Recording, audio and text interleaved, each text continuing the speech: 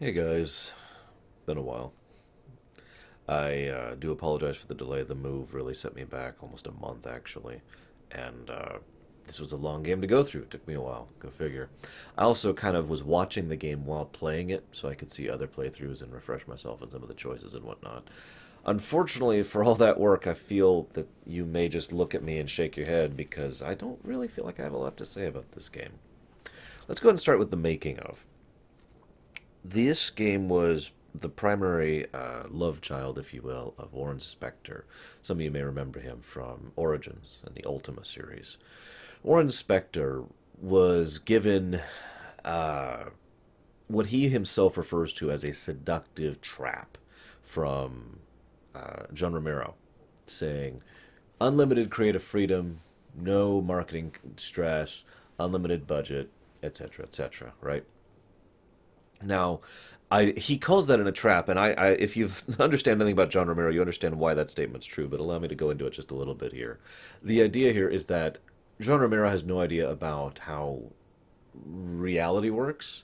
I've talked about this before when I did my Doom video, and how the man just is completely disconnected from things. And one of the biggest reasons why Daikatana failed so miserably was because John Romero did not understand how reality worked and kept basically performing as if he was a rock star, more or less literally. Now, it's clear that that was his belief in mind when he approached Warren and said, "Hey, you can do whatever. It's cool, man." And it's that sort of vague promise that he couldn't actually follow through on. It also, in Warren's own words, kind of made the situation more difficult because Warren didn't really know how to manage his team properly. And I don't mean that as an insult, because Warren himself is probably his biggest critic. He himself has said that he's very disappointed in Deus Ex and how he feels like the game fell flat of what he wanted it to be in many different ways, and he blames himself for that. They tried this thing called a matrix management system, which basically means multiple teams working secularly that are connected to each other. It's a very brief description. And that really didn't work out too well. A lot of the teams disagreed with each other. Some of the people working on the development team didn't actually want to work in this game at all. There was a lot of conflicts, a lot of people hashing it out. There were actually a surprising number of problems when it comes to making this game. If you're paying attention, I've pointed out how several of the great works, things that are considered, real works of art in gaming and movies and television these days, all came about because of a combination of random circumstances. And if you look back at the making of, you're like, how did this ever succeed?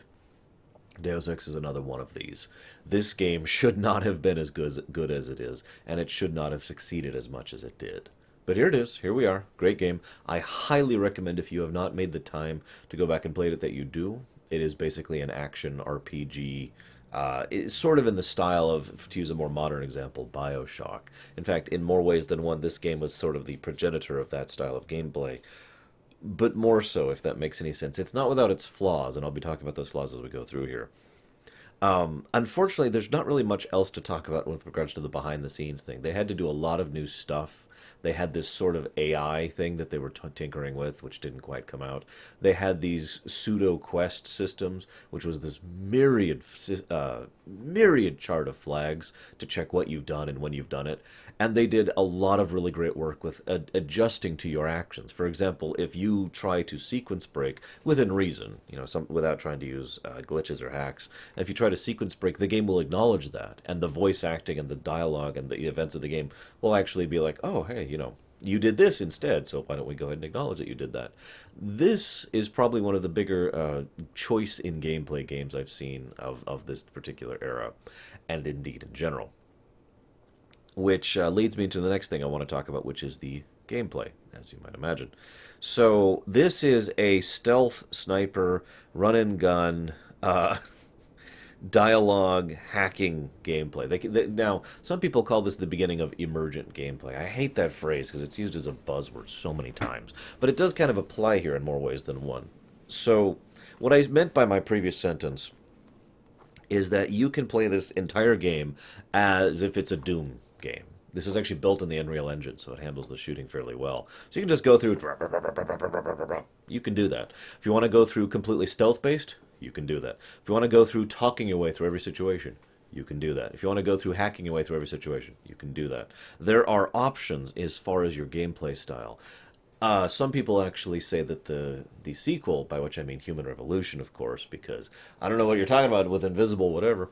Um, the that some people think Human Revolution really dropped the ball on that, and indeed, let's be honest with ourselves, the vast majority of games do not know how to handle letting you play it your way and pulling that off right. Deus Ex really did that right.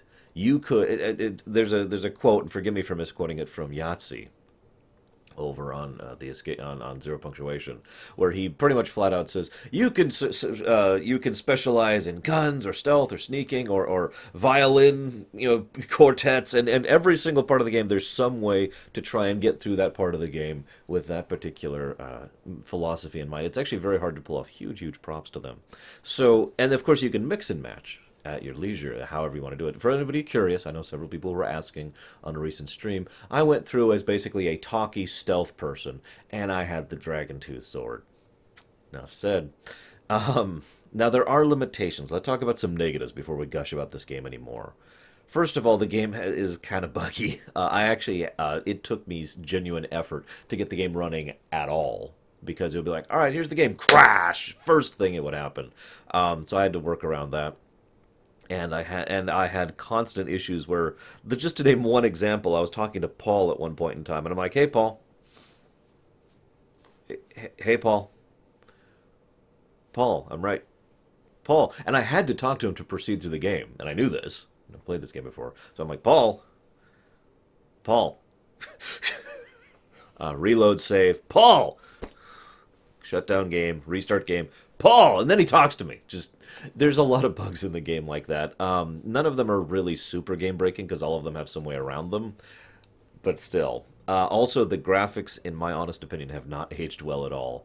This game was actually inspired in many ways by the System Shock series, and it kind of shows in the models and the presentation and the way the UI works, the way the combat flows, or rather doesn't flow. So it definitely has aged kind of badly, in my honest opinion. I hate to say that. I'm referring purely to the case of the graphics, of course, by the way, because the gameplay has actually aged quite well, better than System Shock 2, for example, in my opinion. And then there's the voice acting. Bomb! The voice acting is terrible. It's terrible. I'm just gonna say it. I'd like to be kind. I'd like to tolerate it.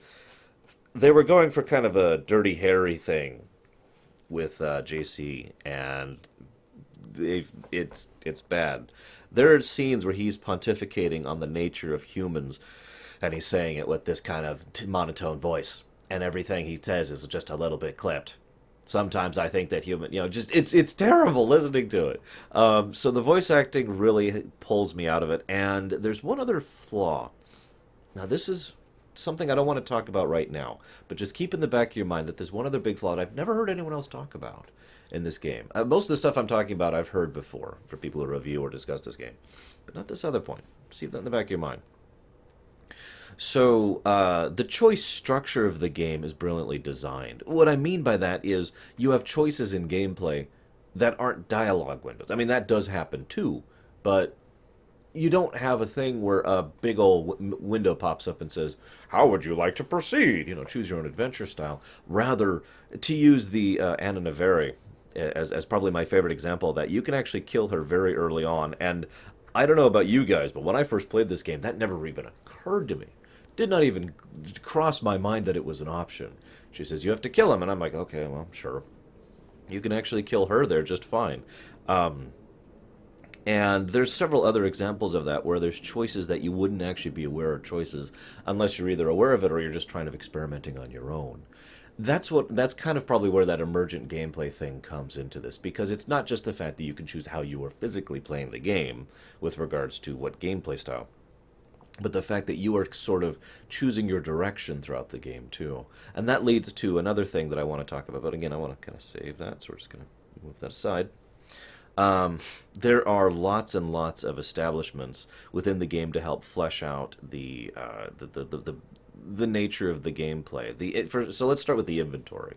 It has what I've nowadays referred to as the Resident Evil 4 inventory, aka you have a big old box. It's a grid, so rows, columns, and items in your inventory take up a certain amount of space. This is like three long, yeah, three long, one tall, or this is two tall and two long.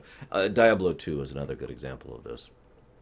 And so you've got all this stuff taking up all this space, and you have to like, okay, well, I'm going to put this here and this here, and you get really good at mixing and managing the inventory system. Now, I actually like this inventory system a lot personally. It makes your inventory meaningful in a more significant way that encourages you to think about it than, say, a burden system. A burden system, to use the most common example, is basically every Elder Scrolls, although plenty of other games have done this as well, where you have X burden.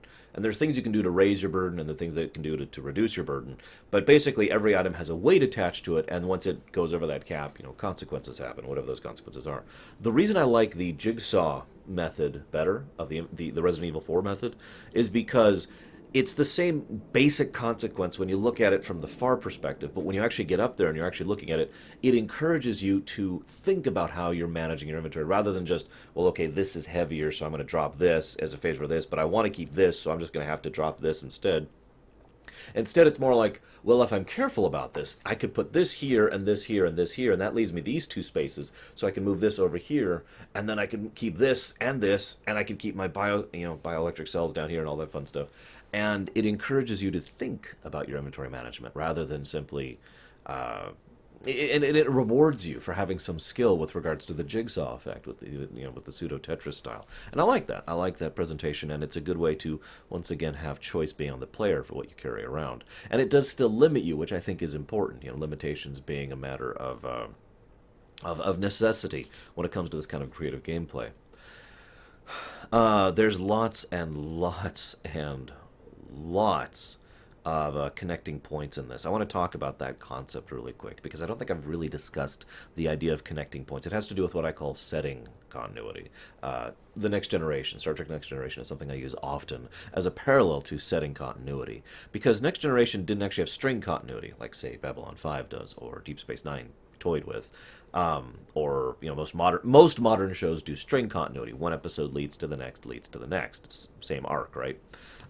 Setting continuity is actually harder to pull off in many ways, though, because setting continuity is all about keeping your notes clear, so that in 3 episodes or in however many missions in the game, you can reference stuff that happened back then in a way that isn't relevant to the plot.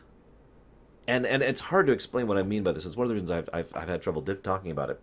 But like, for example, well, to use this from the writing perspective, you're writing a story and you want to make a company that makes guns. We'll just use a modern age thing. So this company makes guns and they make this particular type of gun. And so you write a little backstory about where those people are placed, the leaders of that company, and their approach to marketing. Okay. Now none of this is really going to get across in the actual game or book or show or whatever it is you're doing, but you know that so that if every now and again you could drop a little thing about this one guy saying, I really like blah blah guns. We'll call them Bob's guns.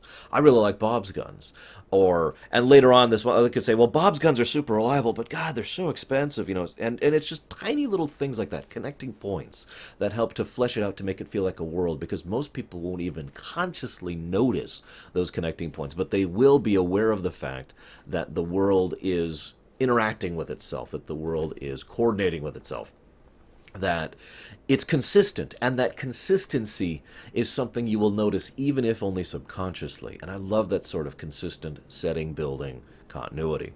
And this game has that in spades. They did so much behind the scenes prep work for the world, and it's demonstrated through the gameplay aspects of it, because everywhere you go there's emails and there's little notes you can find, little data cubes, your usual go around and find the messages type thing, but you're rewarded for doing it because it helps flesh out the world you're going through. And I like that. I like that explorative thing. And of course, there's tons and tons of actual gameplay stuff you can get from this too. Lots of bioelectric cells, tons of ammo, the little Omni tools. There's lots of little benefits for running around and getting all this stuff. If you go and basically try to loot everything and explore everywhere, you will be so overburdened. You will be laden with loot in this game if you actually do that. Trust me, I had to stop doing that because of that exact same problem. And it's just this huge list of stuff like that. The and so we'll use Jock as an example. There's this, you get an email from him where it's talking about Maggie Chow, and ordering him to watch over and whatnot. And if you happen to be exploring one of the levels, you'll actually find there's a sniper post, which is currently abandoned, obviously, watching over her apartment. And that's all they do. They don't play anything out any more obviously than that. But you get the impression, you get the connecting point there of, oh well, okay, this is where he's been watching her and trying to spy on her in case he needs to kill her, that kind of a thing. If you and there's all sorts of tiny little things like if you walk into a woman's or not into a woman's, if you walk into a unisex bathroom or a multi-sex bathroom, the women will actually have little dialogue bits like, "Look, I know it's unisex, but can you please at least wait your turn?" Just little stuff like that. Lots of little stuff like that. The what does that say? Oh yeah, there's also plenty of things where you can basically skip bosses. Now, I wanted to explain what I meant by this. I said earlier, you can choose your gameplay. Now, I know some people who haven't played a game like this, and there are a few out there, in addition to this one, are probably asking, how do you beat a boss without killing it?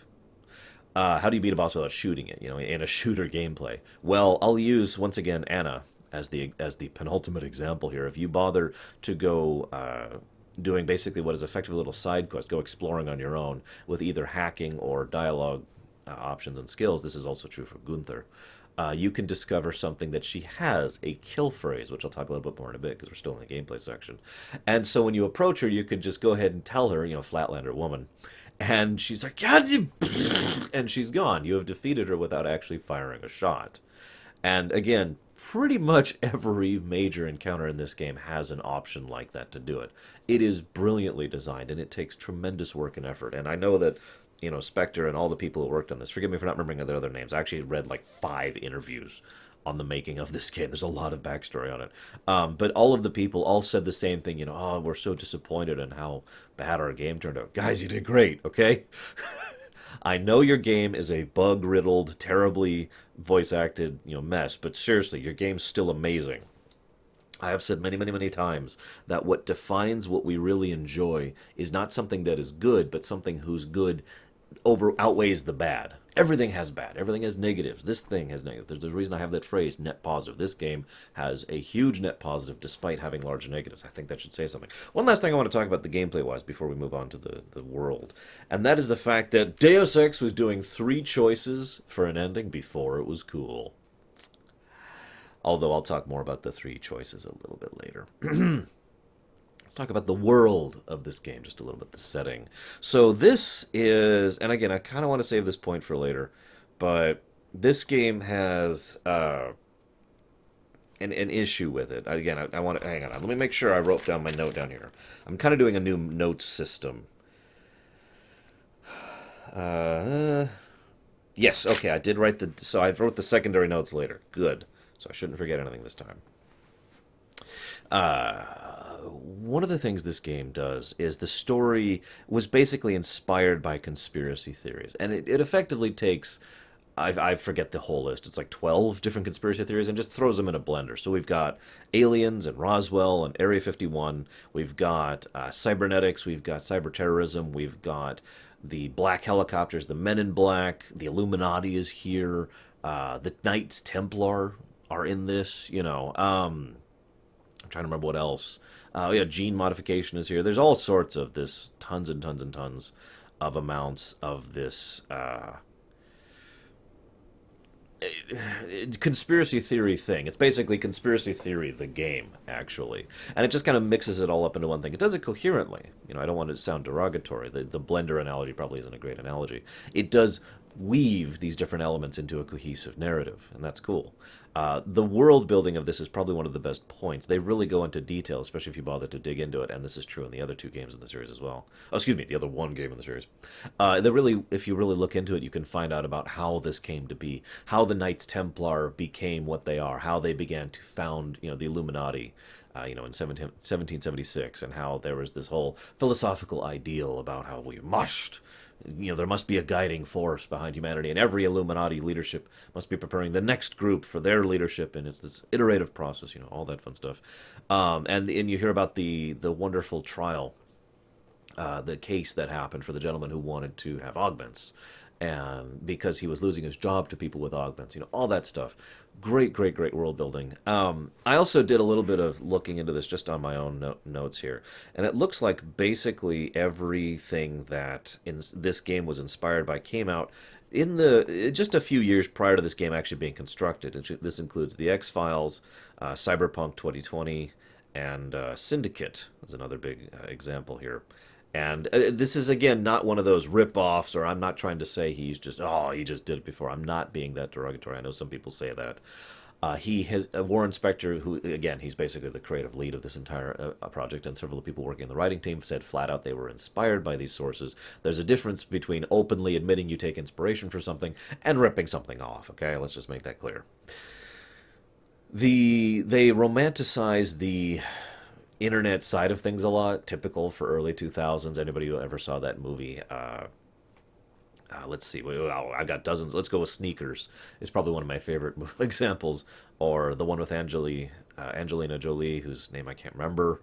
And then there was that other terrible one, just absolutely terrible one with Sandra Bullock, which it just took the whole internet can do anything thing and ran with it. That's basically how this works. The whole world is connected. The whole world is part of the whole web thing. That's actually a plot point later on. And they really romanticize how the hacking side of that works. I'm okay with that. I'm okay with that. It's just funny. But the funny thing is they really go out of their way to emphasize how terrible this world is. I'm going to talk just a little bit more about that in a second, because we see several organizations. I already mentioned the Knights Templar, who are effectively wiped out during the course of / prior to this game. And the Knights Templar, one of the ancient organizations that was using controlling the economies of the world based off of gold. Side note, I've always found the fact that gold is an economic basis thing to be kind of nonsensical, just personally, moving on. So the Knights Templar, they're wiped out. There's the UN, there's UNATCO, there's the NSF, all these different factions.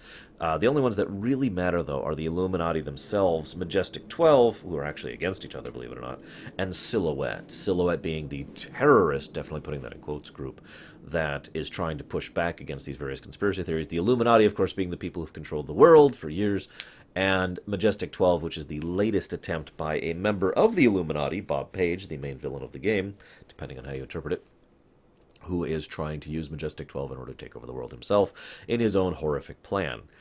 Bob Page's plan is actually ridiculous in its own right when you really think about it. He intends to basically merge with the internet. And I know that sounds like I'm being, I'm just simplifying, but if you really think about it, that is his plan. He intends to be spread out across the entire internet of the world, and therefore control everything and be everywhere. He would be like unto a god. It's referred to in game as apotheosis, for God's sakes. But that's the Majestic 12 is basically just Bob's. I love the fact that the main villain of this game, his name is Bob. Bob's primary enforcer group that he's been using to enact his will. And that's pretty much really all that can be said about them. They are an extension of him. The Illuminati, I have slightly more to talk about, because one of the most interesting things that the game does is it repeatedly goes out of its way to show the Illuminati in a more positive light. They are generally presented as, if not the good guys, then one of the better guys of the three primary factions. Obviously, the Majestic 12 are clearly the bad guys here. And the Silhouette group and the various people who support that more chaotic, anarchic thing are generally portrayed as positive, but not fully positive. Maybe this is just down to my own interpretations, and I'll talk more about the thematic ramifications of these three philosophies later. But from my perspective, the game itself, the writers of the game itself, were trying to portray the Illuminati in a better light. Now, I find that interesting, because it is my opinion that that was being done in character, not out. In other words, J.C. Denton was having the Illuminati portrayed as better, not the player was, if you understand the difference there. And this really comes out in a couple of interesting scenes, most notably the one where you react to De Beers. God, I thought I was going to forget his name for a second there. You know how terrible I am with words. I didn't write down his name, too. That's hilarious. I even have a whole section here about him. I didn't write down his freaking name. But yeah, Lucius De Beers. He is a great example of the not quite hypocrisy of the Illuminati, but so much the cold calculus of the Illuminati. The Illuminati definitely do seem to think in more of a direction of, well, the needs of the many outweigh the needs of the few. So if we have to sacrifice a few to do it, we'll do it without hesitation. It is my opinion, based on everything we've seen, that they take the Justice Lord's route. Now, I know I haven't talked about this in a while, so I'm going to rehash this point really quick, okay? Someone who does bad to accomplish good usually applies into one of two groups. There's the group here, which I call the Cisco group, based off of Deep Space Nine. In other words, the Cisco group says, I have to do this horrible thing, and it's eating at me. Oh God, I have to do this terrible, horrible thing, and I'm going to hate myself forever for it, and I'm never going to actually be able to, live up to this. This is something I'm going to carry with me. This is some horrible, terrible thing I am willing to accept in order to accomplish this greater good. It's the Cisco side of things. I believe the Illuminati stand more on the Justice Lord side of things, taken from a particularly awesome story of the DCAU. In other words, we're going to do this horrible thing in order to accomplish a good thing, and that's cool. This is acceptable. No, this is right. What we are doing is correct.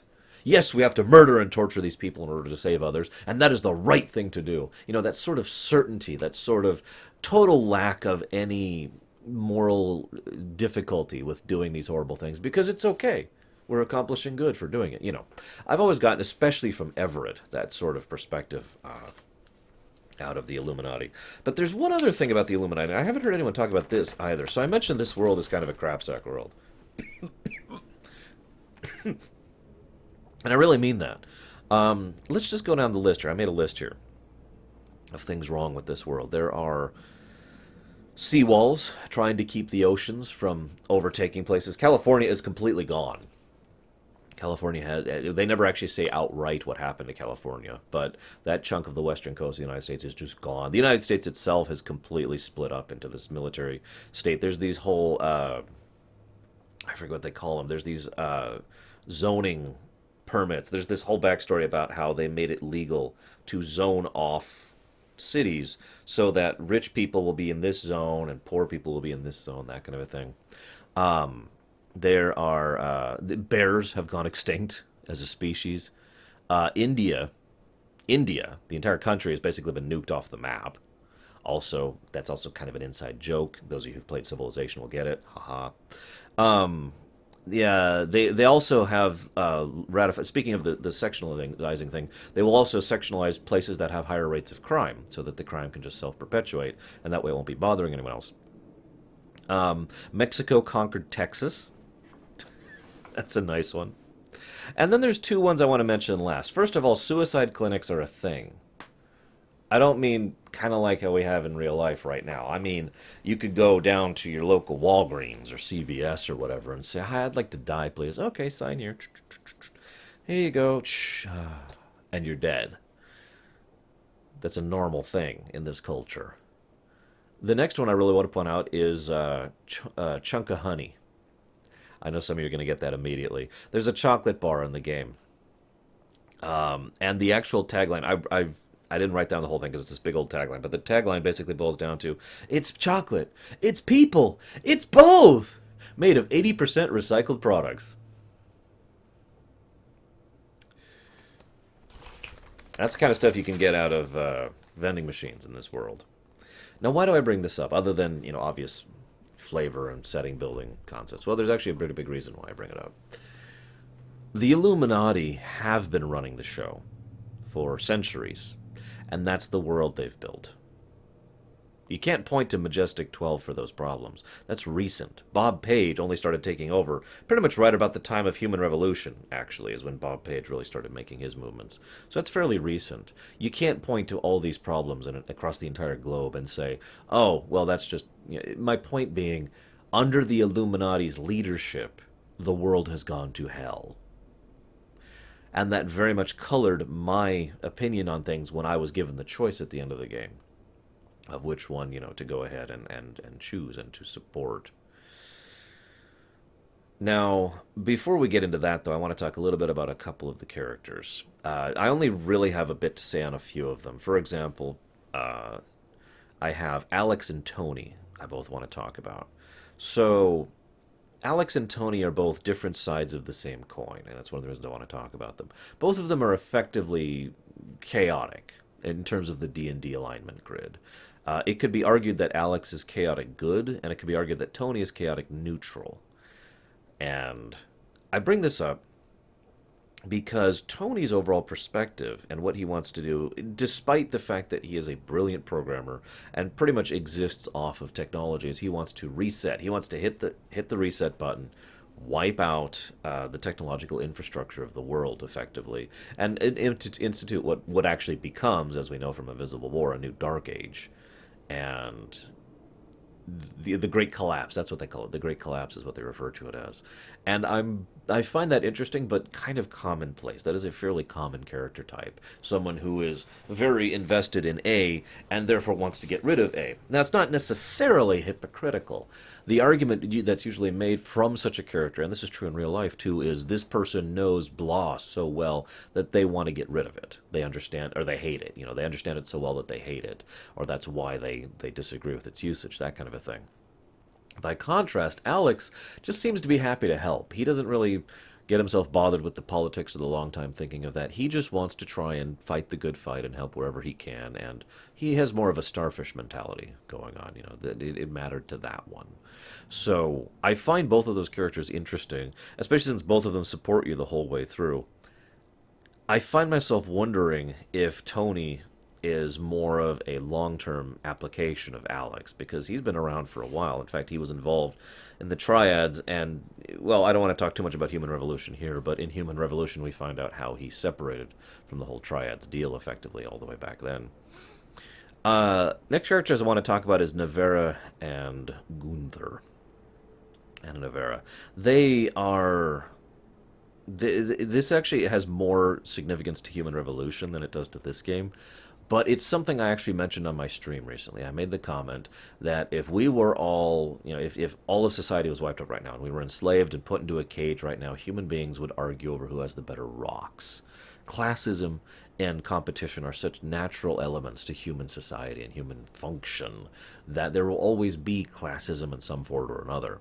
I use classism as the generic catch-all to cover elitism and segregation and prejudice and bias and all that other stuff. It all basically falls under classism, varying up the people, you versus us, that kind of versus thing being the important part. In other words, it's not enough to say that you're different from me. You're different from me, and therefore you're worse, is what classism is. Okay. Both of them have pretty clear anti augmentation bias, and it's more from Gunther than it does from her. And that's kind of logical because he actually has his own fears of being obsoleted, and Lord knows he is actually very, very close to being obsoleted as of even the beginning of this game. I almost felt bad activating his kill switch. I am not a machine. Oh, and I'm sorry. Gotta say it right. I am not a machine. Sticks and stones. God, the voice acting in this game. I mention this, though, because this is something that's only touched on in this one that I feel they took and ran with Human Revolution, which will be the game we'll be looking at next week, by the way. And I almost wish they had discussed a little bit more here, because there's a little bit of that bias here and there in both directions, really. Some people think, oh, well, you know, the new generation augments are obviously superior, the old generation doesn't matter anymore. And it's not just about the augmentation thing. There's several other aspects of this classism and this old versus the new thing that happened throughout the course of this work. Again, Bob Page himself being a good example to Everett, which is funny because Everett himself is a good example to De Beers. And so forth and so on. I don't have much else to add to that other than I just wanted to point out the obvious nature of that. The other I want to talk about Bob Page as well. He's interesting to me because he is this extremely ambitious man who is terrified all the time. Let me explain what I mean by that. You see every now and again a character who exudes confidence, right? And then every now and again you see a character who projects confidence, and the difference between these two being one of them is the one where they don't actually have any self-confidence. They try to portray as if they do, but in their mind, in the back of their mind, when they say, well, I can do this, they're thinking, oh, I can't do this. And I'm sure some of you out there in real life understand the difference between that from your own life experiences. So, Bob, it's funny when you're going through Area 51 in the final dungeon there, basically, because as you're going through there, there's this entire bit where he starts off saying, "Why are you even trying? You can't possibly get to me. Here's one of the men who killed your parents because they got in my way. Ha ha ha. Okay, you're getting a little close now. I'm not sure why you're doing this, but maybe we can talk about this. Okay, you're getting a lot closer. Why don't I try bribing you instead of threatening you? No? Okay, why don't I try yelling at you? And oh God, please don't hurt me, please." And that's basically how Bob Page dissolves throughout the course of the last dungeon. And it really demonstrates that increasing desperation of the man and how little he was actually certain in his actions and his functions. It makes me wonder if he's always been that way. It's also an interesting parallel to Morgan Everett, who, or is it Morgan? I actually don't remember his first name. It's Everett. His mentor, because Everett always comes across as if he has actual confidence. He is 100% certain in what he's doing and that what he's doing is right. Whereas Bob is much more the youthful, I'm gonna make this work. Oh God, it's not working. Oh, why isn't it working? Kind of a character, and I really like that presentation. Um, Speaking of Everett, this is a good time to segue into him. I feel that Morpheus demonstrates Everett's philosophy better than everything. No, I don't mean the Morpheus from the Matrix movies. I mean the Morpheus AI in this particular game. There's this long point about Morpheus has this whole discussion with you about how people enjoy being watched, and this whole thing, it's absolutely terrifying, and it demonstrates a frightening insight, I think, into Everett's philosophy, especially since Everett himself denies it completely. He says, "Oh, he's nothing. Don't even think about it."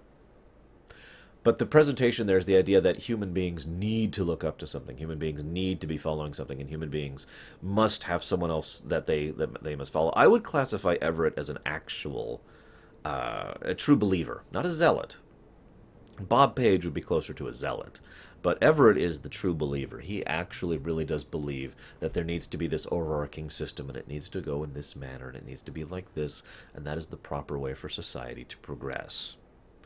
And that really comes across if you choose his ending, by the way, which I did not. I did watch a YouTube of his ending, and oh my God. He's like, all right. And so, JC is like, we need to do this and this and that. And Everett's like, of course we'll do that. Through the right channels, of course. Huh? Oh, don't worry. This is how this has always worked, and we need to do this, and blah, blah, blah. Um, I also really love, there's this great discussion between, hang on. I wrote down a quote. I'm sorry. Uh, so Morpheus mentions this to JC, and he says, "The unplanned organism is a question asked by nature and answered by death. You are another type of answer for another type of question." In other words, unplanned organisms is people, natural birth, right? Things that were not planned, obviously. And it's a question asked by nature, answered by death. In other words, the overall philosophy there being that the individual does not matter. Now, I already really talked about this, but this really lays it out there that the individual is of no significance. The only thing that is of significance is the system and the overall propagation of the species. And the idea of the planned person being a new answer for a new type of question kind of helps to emphasize the direction Everett probably wanted things to go in. Of course, we'll never know which direction he wanted to go with things to go in, and thank God for that. So now moving on to the Helios thing. Helios has this great discussion with JC, and it's great even though it's terribly voice acted, because it is literally the discussion between two disparate philosophies that have been discussed since humankind has been. I myself have discussed this concept on the show. It boils down to the security versus freedom argument, but that's because that is basically a subset of the greater argument, which is order versus chaos. Now, the great thing about the way this was presented, this is probably one of the best written sections of the whole thing. Probably one of the very few sections of the game I would say is truly phenomenally well written, is this debate between Helios and JC. And that is the reason I say that is because both sides are portrayed both positively and negatively, and neither side is actually definitively shown or proven to be correct. Now, they do that on purpose, because what's happening here is they're trying to sell you, the player, on which side you should pick, which ending you should pick, which again I'll talk about in just a minute. And So they can't just tell you, well, this is the good ending, because then that's just going to color your portrayal, right? Some people will automatically pick it because it's the good ending. Some people will automatically not pick it because they want the bad ending. So I love the debate, though, the philosophical side of this. I wish we could actually like have a live discussion thing, and if we were doing this as a lore run, it's exactly what we do at this point.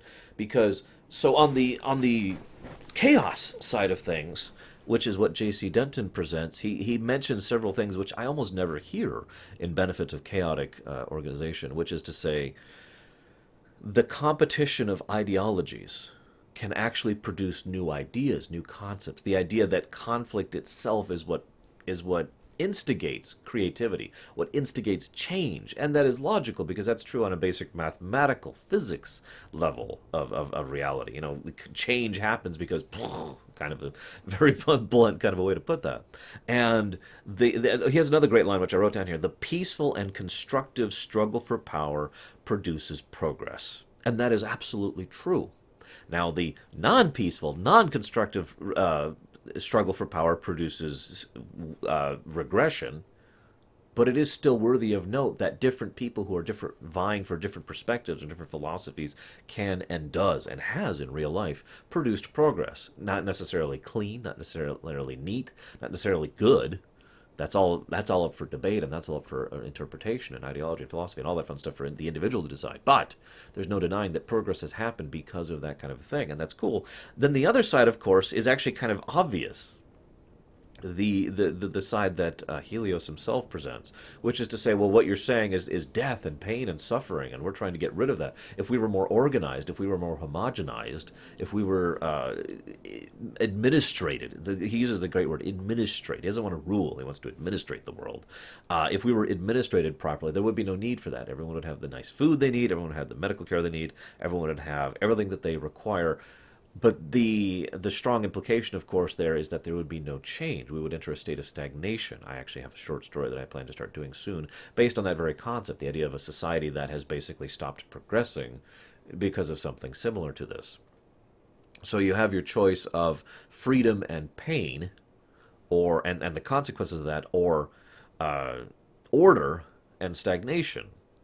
Again, both sides having positive, both sides having negative. It's a really nice scene. So my last two big points. Yes, we're already wrapping up. I told you I didn't have too much to talk about. My last two big points. I told you to remember something about the gameplay and something about the story. You remember that? So we'll talk about the story thing first. This is a cliche-ridden, typical trope-heavy story, and that's a good thing. This game actually took all of those cliches and just embraced them wholeheartedly, and did so fully straight laced, without tongue in cheek, without trying to wink at the audience, just saying, yes, conspiracies, aliens, and black cloaks, and government conspiracies, the Illuminati, all that stuff. Took it and ran with it. And I feel like that's one of the reasons why the story succeeds, despite the fact that it's not the most well written thing in the universe. And this is the thing I wanted to comment on that nobody else I've ever heard has talked about, because the story is not its strongest point. It is very basic, actually. It is not that well written, with the exception of a few important scenes. It is not that well presented, with the terrible voice acting. And again, it is incredibly cliched, but as I've said many, many times, cliches are not necessarily a bad thing. Too many times, people use the word cliche as an insult when it comes to writing, and I don't agree with that. And this game is an excellent example of why. So I bring this up because, for all the praise that I and others have heaped upon this game, no one ever talks about the fact that the story is its weakest point. Now, you might think that's weird, especially coming from me, the lore runner, someone who looks at this sort of thing, and the story is the meat of the game for me. Well, there is the story, again, the enthusiasm and the straight-laced nature with which they embrace those cliches helps to flesh it out for me and make it more enjoyable than it otherwise would. But there's one other thing that really makes me enjoy this game, and this is my final point. This is Undertale, except back about 15 years. What I mean by that is that this game actually made your choices matter in a way that makes sense. Too many times when we were going through the Mass Effect stuff, like 5 years ago now, and I was talking about this with several people, both on my show and just in real life, the idea of the actual branching stories. I myself said the ideal of the branching storyline would be fantastic for Mass Effect 3, but was also effectively impossible. It was the that's why I call it ideal, because there's no way that's going to actually happen, right? Having true branching gameplay and excuse me, having true branching story in a game is just one of those things that is incredibly difficult to pull off and is going to require a massive investment and is probably going to take away from other sides of development. Even this game, just like Undertale, is a linear line, right? You always start over here, and you always do these missions, and then you end over here at Area 51. And yet this game makes your choices matter, just like Undertale did, just like many other games do. What do I mean by that?